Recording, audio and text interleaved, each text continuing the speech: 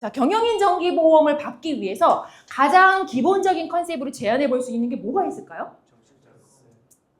정책자금, 법인세, 예, 뭐 다 맞는 말이에요. 근데 이런 내용들은 다 컨설팅이 이제 접목돼야 되는 거잖아요. 아마 들어보셨어요. 우리 CEO 플랜이라고 있어요. 들어보셨죠? 처음은 아니에요. 개인 영업하셔도 CEO 플랜 다 하시거든요. 이 CEO 플랜에 맞춤으로 나온 게 이 경영인 정기보험이라는 상품이거든요. 근데 그렇다고 이 CEO 플랜 좋다는데 이 대표님 하나 들으시죠?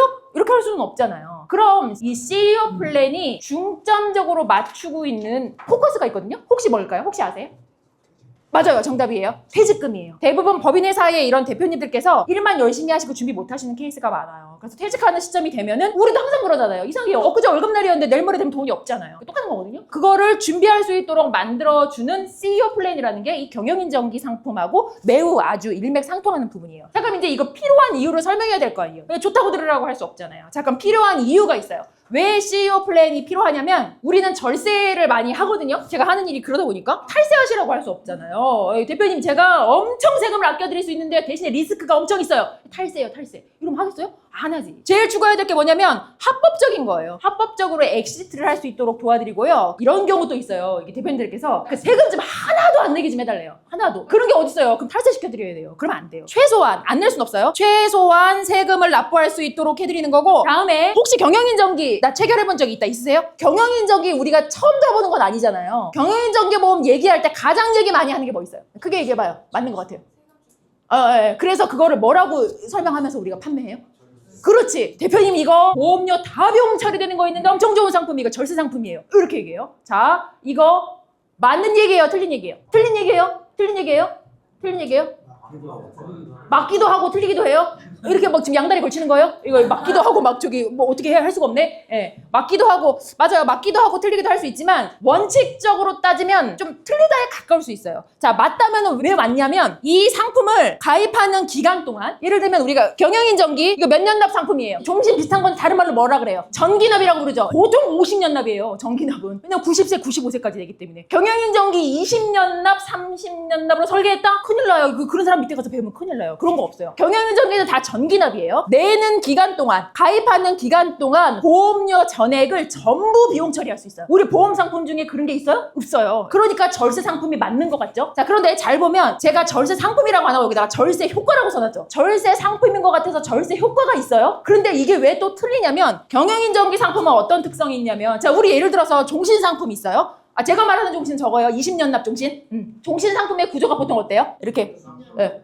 이렇게 쭉 계속 올라가잖아요. 이렇게 쭉 올라가요. 계속 그래프가. 근데 경영인정기는 어떻게 생겼냐면 이렇게 쭉 올라가다 꼭지점을 딱 찍고 확 떨어져요. 자, 그러면 얘는 50년 납 상품이에요? 자, 50년 납 상품이에요? 정기납? 이거 녹화되고 있죠. 네. 자, 경영인정기는 자 무슨 얘기냐면 꼭지점의 시점이 있잖아요. 이때 사실 해지하려고 나온 상품이에요. 이때 최고를 찍었는데 어떤 바보가 제로가 될 때까지 이걸 가겠어요. 그래서 퇴직하는 시점과 어느 정도 맞물려서 하는 거거든요. 근데 그 시점이 상품 따라 다르지만 요즘에 경영인정기 뭐 잘 아시는지 모르겠는데 요즘 막 되게 칼바람이에요. 쉽지 않아요. 녹록치 않아요. 막 저기 다른 것도 하나도 안 나오고 뭐 되게 막 환급률도 낮아지고 이랬거든요.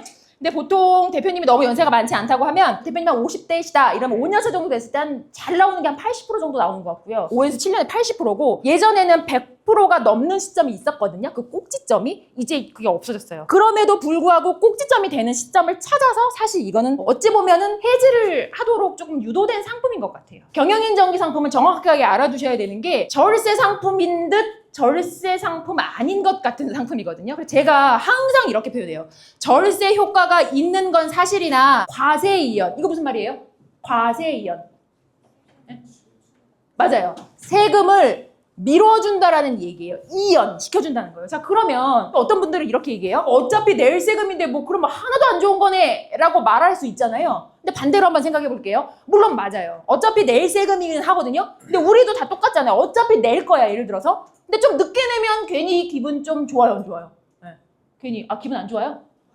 기분 안 좋아요. 네. 어차피 낼 건데 조금 뒤에 낼 수 있도록 법적으로 보장이 된다라고 하면 괜찮잖아요. 내는 기간 동안 다 절세할 수 있잖아요. 효과 볼 수 있잖아요. 네, 그렇기 때문에 내는 기간 동안 절세 효과 보는 거 맞고 과세이연. 자, 그럼 밀어준다는데 도대체 왜 세금을 매긴다는 거냐? 여기서 많이 헷갈리시거든요. 얘는 꼭 꼭지점이 왔을 때 제가 해지한다 그랬잖아요. 보험 상품 해지하면 뭐 들어와요?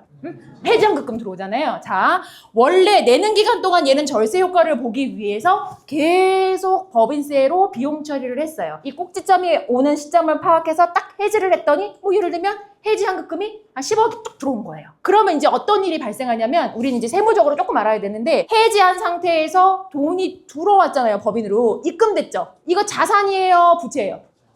자산이죠. 자산. 쉽게 생각하면 돈이 들어온 거잖아요. 그럼 법인의 이익이에요? 손해예요? 이익이죠. 그러니까 법인세 내는 거예요. 내는 기간 동안 절세 효과를 누릴 수 있는 건 맞지만 왜 과세이연이라고 하냐면 해지하는 순간 법인으로 돈이 들어오기 때문이에요. 그런데 법인에서 이런 거 할 때 우리가 막 1, 20만 원짜리 안 하잖아요. 적정 기간 동안 얘를 뒤로 낼 수 있도록 과세 이연을 밀어주면 그 돈으로 다른 사업에 투자하고 다시 융통하고 할 수 있잖아요. 충분히. 그러면 이게 7년, 10년 뒤에 얼마가 되어 있을 줄 알아요. 특히 사업 수완이 좋으시거나 일을 잘하는 대표님이시라고 한다면. 그래서 오늘 정확히 하셔야 되는데 경영인 정기는 절세 상품이 맞아요? 아니에요? 아니에요. 절세 효과를 볼 수는 있는데 과세 이연에 해당해요. 그러면 효과가 없냐? 그렇진 않다. 뒤로 밀어주는 거다. 오늘 명확하게 아셔야 돼요. 그래서 이건 절세 상품이라고 단언하기는 어렵다. 다음에 이제 법인 및 가족보호라고 되어 있는데요. 우리 대표님들께서는 이제 그 일을 하시다 바쁘다 보니까 잘 못 살피는 경우가 많아요. 중소기업은 실제로 대표님 안 계시면 휘청휘청 하거든요. 그럼 대표님 퇴직금뿐만이 아니라 혹시 대표님께 무슨 일이 생기셨을 때 보장 받아야 되잖아요. 그런 걸 우리가 이제 유족보상금이라고 하거든요. 아, 그렇게 가족을 보호하는구나. 아무 일 없이 퇴직을 하시면 은퇴자금으로 확보가 가능하구나. 그래서 CEO 플랜이 이렇게 막 요약해 볼 수 있어요. 자, 법인 CEO는 이렇게 돈을 벌 수 있어요. 월급만 있는 줄 아시는 경우가 많은데 이게 좀 복잡하죠. 그래도 좀 알아두면 좋거든요. 이렇게 볼 수 있는데요. 법인에서 대표님은 두 가지로 돈을 가져갈 수 있거든요. 권리가 두 개예요. 주주 그리고 임직원. 당연히 임직원은 이제 대표님이니까 대표님도 임직원이죠. 그렇기 때문에 이런 걸 가져갈 수 있어요. 급여, 상여, 퇴직금, 뭐 유족 1호금, 뭐 특허를 비롯한 기타 등등의 컨설팅을 통해서 기타 소득으로 가져갈 수 있거든요. 자, 주식회사는 왜 주식회사예요? 맞아요. 정답이에요. 주주가 있기 때문에 주식회사예요. 자, 그럼 대표님은 당연히 주식이 있겠죠. 대표님은 주주예요. 그래서 대표님은 돈을 두 가지로 가져갈 수 있는 거예요. 이런 거 가져갈 수 있고 주주. 여기 뒤에 것들은 조금 어려우니까 그냥 이런 게 있구나 하시면 되고 우리 배당은 다 들어봤잖아요. 배당. 뭐 삼성전자도 이제 배당주냐 뭐 아니냐 막 이런 얘기 하잖아요. 예를 들면 그거랑 똑같은 거거든요. 중소기업이라도 주식이 있어요. 똑같아요. 대표님은 주주의 권리로도 돈을 가져가고 임직원의 권리로도 소득을 이렇게 가져가는구나. 근데 여기에 다 뭐가 붙을까요? 세금이 다 붙어요. 그냥 거저 가져가는 건 없어요. 근데 그중에 제일 그나마 세금을 조금 내고 가져갈 수 있는 게 이 퇴직금 플랜이에요. 그래서 제가 정리를 좀 해봤거든요. 결국은 이런 세금까지도 우리가 고려를 해야 맞는 거니까 이거 그냥 노멀하고 심플하게 한 거예요. 아주 베이직하게. 자, 급여하고 상여로 예를 들어서 우리 대표님이 한 10억 정도를 돈을 가져갔다. 이렇게 엑시스를 하셨다라고 한다면 요 세율이 보통 한 40%대 이렇게 되거든요. 그러면은 10억에서 한 4억은 세금 내고 한 5억 8천만 원 정도 가져가는 거예요. 자, 그런데 다음에 또 가져갈 수 있는 플랜, 왜냐면 임직원 말고 또 하나 권리 있다 그랬잖아요. 그게 이제 주주의 권리거든요. 그러면 배당으로 가져가실 수 있는데 이건 배당 소득세로 가져가는 거거든요. 여기 보면 33% 정도 뗀대요, 대략. 그럼 10억 가져가는데 이 정도 세금 내고 6억. 이거보다는 조금 낫네요. 자, 그런데 퇴직금은 물론 조금 차이는 있을 수 있지만 퇴직소득세라는 이름으로 뛰어가는데 보통 한 10%대 떼는 것 같아요. 적게는 12에서 13, 뭐 많으면 18에서 한 19% 이렇게 차이는 있을 수 있는데 그럼 볼게요. 똑같이 10억을 이렇게 가져가는데 궁극적으로 내 손에 쥐는 최종 금액이 뭐 5억이 좋겠어요, 6억이 좋겠어요, 8억이 좋겠어요. 어차피 똑같이 가져가는 건데 법인에선 똑같이 이제 돈을 보내는 거고 그래서 퇴직금이 조금 활용하기가 좋구나 이렇게 이제 생각하시면 되는데요. 중요한 게 하나 더 있거든요. 이게 좀 이름이 어려운데요. 퇴직금, 손금, 산입 여부. 이거 무슨 처리돼요, 무슨 처리돼요 막 이런 얘기 했거든요. 여기서 비용 처리. 제가 비용 처리 얘기했잖아요.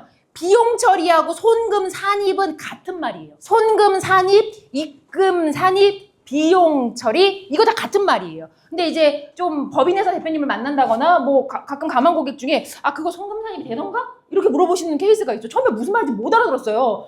비용 처리되냐고 물어보면 될 거를 이거 손금 산입되냐고 물어보니까 이거 혹시 다른 건가? 잘 몰라가지고 물어봤거든요. 다 같은 말이에요. 일부러 제가 이렇게 쓴 거예요. 그래서 저도 비용 처리 여부라고 쓸 수 있지만 좀 한 번이라도 들어보시라고. 자, 그럼 결국 뭐예요 이거? 퇴직금은 그럼 비용 처리가 가능한지 여부를 지금 본다는 거잖아요. 자, 앞에서 급여하고 상여는 자 보세요. 아까 세율이 되게 높았잖아요. 아까 막 40%. 근데 그래도 조금 나아요. 왜냐면 비용 처리 다 돼요. 급여하고 상여는. 법인의 비용 처리가 된다는 거예요. 돈도 나가지만 비용 처리가 돼요.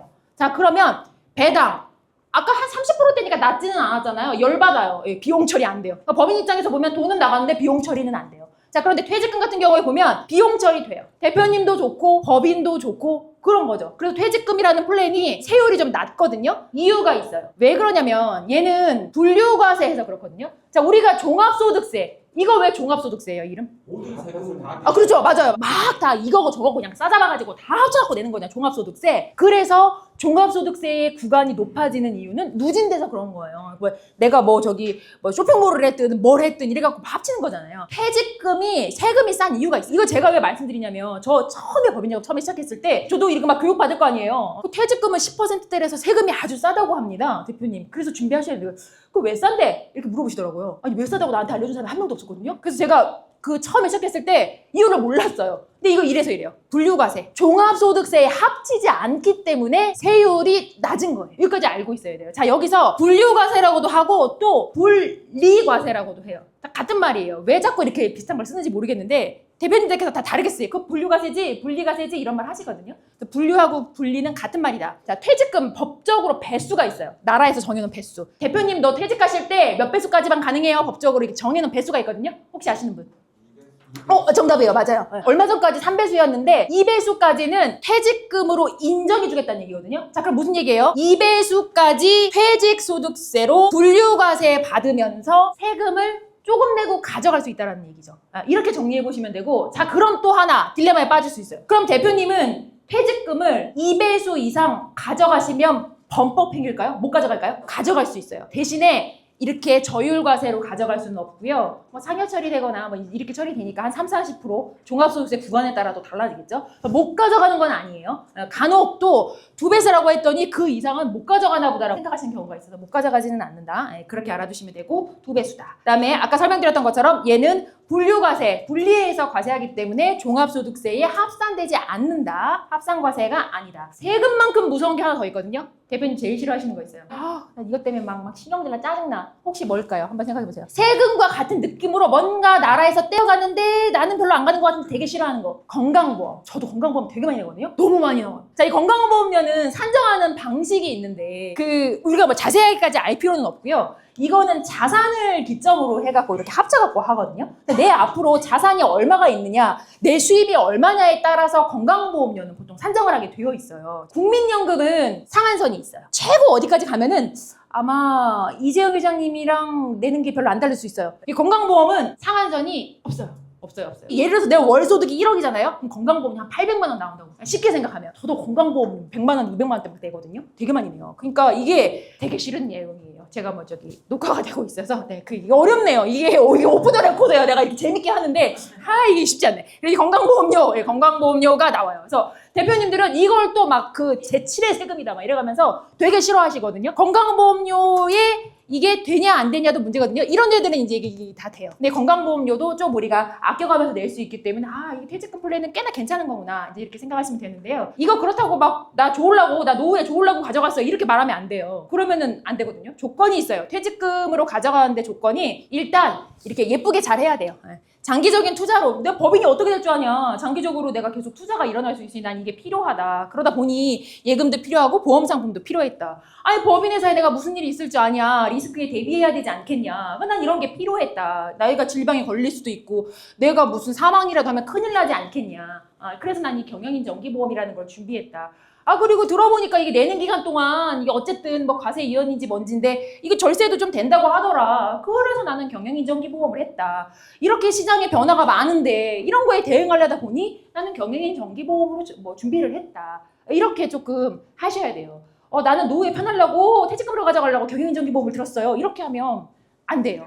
그런 건 안 돼요. 그래서 퇴직금을 가져가는데 이런 부분이 있구나. 그래서 궁극적으로 우리가 법인에서 법인이 개인보다 나쁘다고 하는 이유는 뭐냐면 간혹 세율이 낮아져서 세금을 조금 낼 수는 있는데 뭐 이런 얘기도 되게 많이 하세요. 왜냐면 법인 전환하라 그러면 그 법인 돈은 마음대로 못 쓰잖아요. 그래서 싫어요. 이런 얘기 되게 많이 하시거든요. 이 장단점이 다 일장일단이 있어요. 예를 들면 개인 사업자로 있을 때 세금 구간 최고세가 50% 가까이 냈다 그러면 법인세는 지금 9%, 19% 구간이 있고요. 여기에 주민세를 10%씩 더 내요. 그래서 보통 이제 19% 구간이라고 하면 21.8%를 내는 거거든요. 그러니까 그렇게 따지면은 법인이 조금 세금 면에서 보면은 기업을 키워가려면 법인으로 전환하지 않을 수는 없어요. 그래서 그런 부분을 좀 확인하시면 좋고, 세금을 최소화하면서 합법적으로 가져갈 수 있는 게 우리가 이렇게 퇴직금으로 좀 활용하실 수 있는 재원 마련이 가능한 그러한 상품이구나, 이제 이렇게 보시면 되고요. 앞에서 법인 및 그 가족을 보호해야 된다고 제가 얘기했잖아요. 이게 뭐냐면 이거예요. 유고 리스크에 대비한 유족 보상금이라는 건데요. 이 근로자는 법적으로 가입하도록 명시하고 있어요. 근로기준법상